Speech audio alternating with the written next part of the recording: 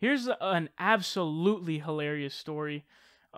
You have to know Sacha Baron Cohen. If you don't know him, I don't know where you've been, but he's had a lot of different things, whether it be The Dictator was absolutely fucking hilarious. If you haven't seen that movie, you need to get on that ASAP. You need to watch that ASAP. But that movie was hilarious. But, of course, the classic Ollie G. If you've never seen Ollie G, I don't know what you're doing.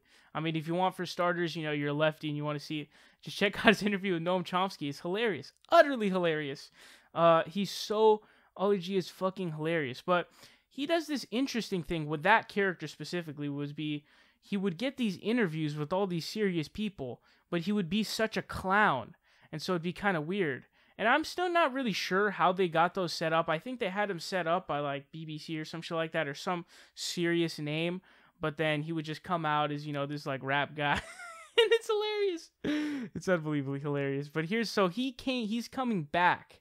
And he's been doing a whole new slew of these interviews. And it's going to be all come out on Showtime, which is fucking awesome. And he's been tricking people. And it's utterly hilarious. So probably the funniest one here is Joe Arpaio. You guys know Joe Arpaio. He's the guy who's the sheriff who deserves to be rotting in jail right now, but instead was pardoned. Now, he was also tricked by Sacha Baron Cohen. Sarah Palin was also tricked, and a bunch of other people too. But here's what The Hill says. It says, former Arizona Sheriff Joe Arpaio admitted that he was tricked into giving an interview to Sacha Baron Cohen, becoming the latest political figure to acknowledge becoming part of the comedian's upcoming project. Cohen was in disguise as a Finnish comedian during the October 2017 interview. Arpaio recalled in an interview with Breitbart News. Great interview place to go to, by the way, Arpaio. Much props there. Quote, I felt uncomfortable with some of the words they were using, but I had to live through it. I am not the type of guy who gets up and walks out, he told Breitbart. I never walked out in thousands of interviews. I just take it. Of course, self-aggrandizing there, even though he deserves to be rotting in jail right now. Goes on to say, he said the experience made him, quote, very uncomfortable because of some of the language that Cohen's character used, such as golden shower.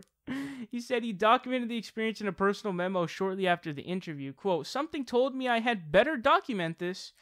Cohen is reportedly working on a prank interview show for Showtime. A promo video posted on his Twitter account this week features former Vice President Dick Cheney being asked to autograph a, quote, waterboard kit, a gallon jug, and a towel. In the video, Cheney complies with that arrest.